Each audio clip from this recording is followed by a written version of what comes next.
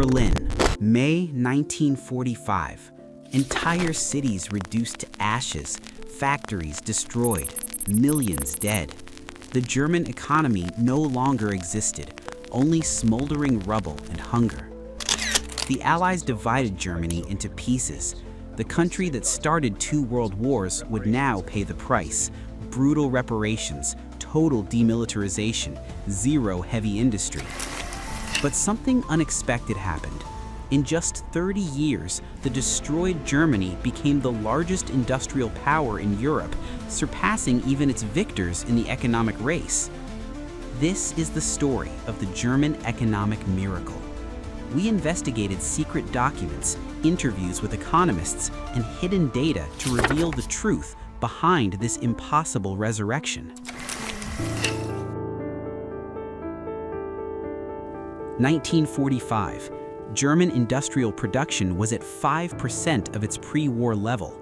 There was no food, fuel, or hope. Women traded family heirlooms for black bread. 4 powers controlled Germany: the United States, England, France, and the Soviet Union. Each wanted to ensure that the Germans would never again pose a global military or economic threat. U.S. Treasury Secretary Henry Morgenthau proposed turning Germany into a permanent agricultural country, destroying all factories and banning any heavy industry forever. But the Cold War changed everything. Stalin advanced through Eastern Europe.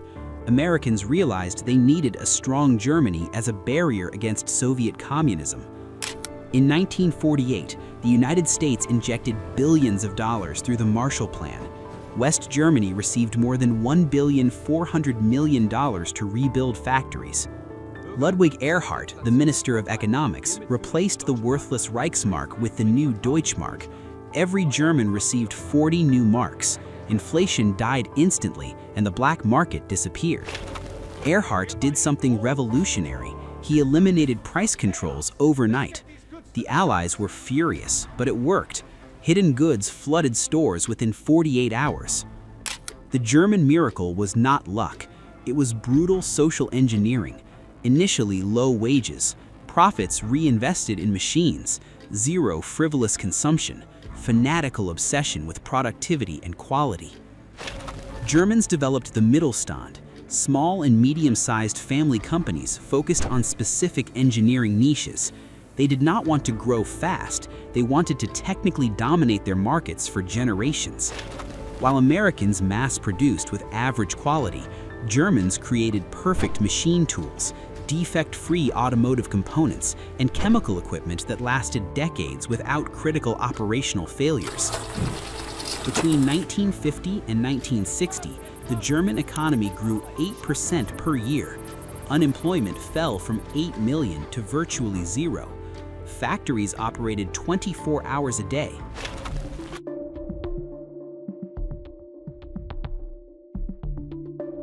Germany urgently needed labor.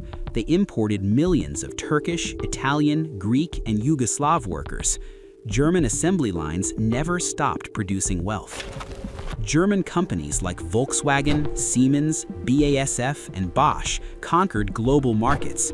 Made in Germany became synonymous with reliability, durability, and unmatched superior engineering worldwide. While other countries focused on quarterly profits, Germans planned in decades. Business owners reinvested 70% of profits into research, development, and constantly improved machinery. Germany created the Rhineland capitalism. Strong unions sat on company boards. High wages financed domestic consumption. Banks financed industry long-term, not speculation. The German dual system combined technical school with hands-on factory training. At 18, young Germans were skilled technicians, not indebted college graduates without real practical skills. The Bundesbank, the German central bank, had a pathological obsession with low inflation. Germans traumatized by hyperinflation of 1923 would never again allow money to rapidly lose value. German companies avoided aggressive debt. Growth was financed by their own profits, not risky loans. This conservative mindset protected them from devastating speculative financial crises later avoided. In the 1960s, West Germany became the third largest economy in the world, behind only the United States and the Soviet Union. Militarily defeated, the country won economically.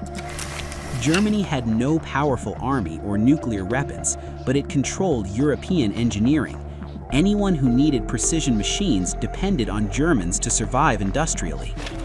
The Volkswagen Beetle became the best-selling car in history up to that point. Simple, durable, reliable. Millions of American families drove German cars, ironically financing reconstruction. BASF, Bayer, and Hoist dominated the global chemical industry. From fertilizers to plastics, from medicines to dyes, German chemistry was present in all industrial sectors worldwide. German steelmaking rose from the ashes. Thyssen and Krupp produced the highest quality steel in the world. Skyscrapers, bridges, and ships were built with German metal.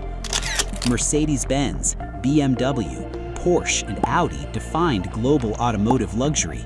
German cars were not just transportation, they were symbols of status, perfect engineering, and unmatched social prestige.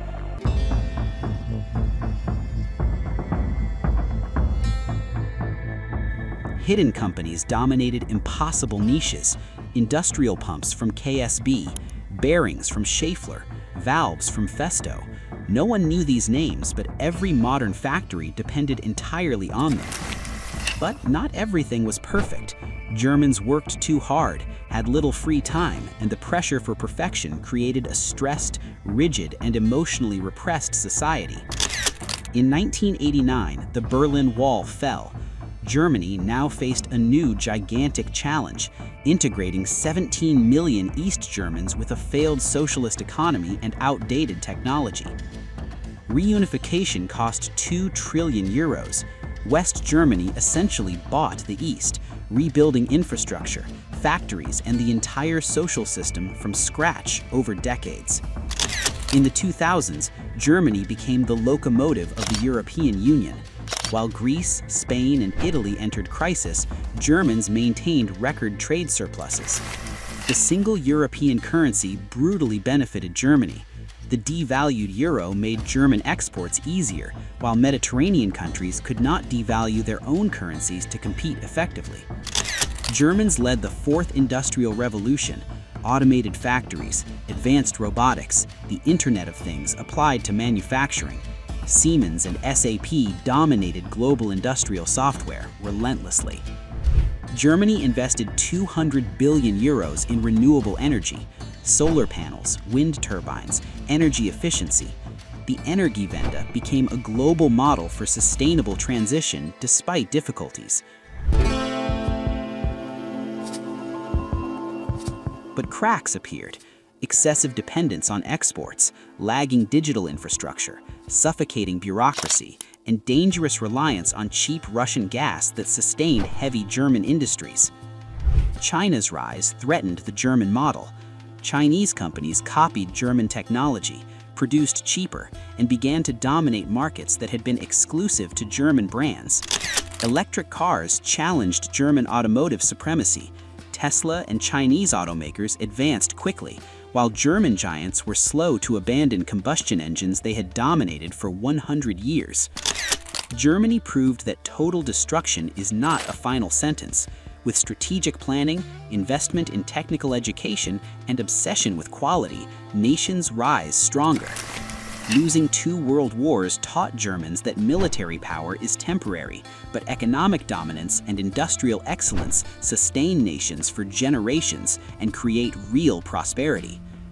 The German secret was never just American money. It was cultural mindset, preferring the long term over quick gains, quality over quantity, substance over appearance, always and without exception. But the German model now faces potential obsolescence.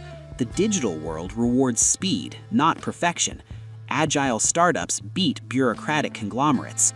Urgent adaptation or inevitable decline. Money doesn't come from natural resources or geographic luck. It comes from a culture that values technical education, financial discipline, long-term strategic thinking, and consistent, flawless execution. Want to discover how other countries transformed tragedies into economic triumphs? Subscribe to Empire Dossier and follow the behind the scenes of the greatest financial stories no one tells you.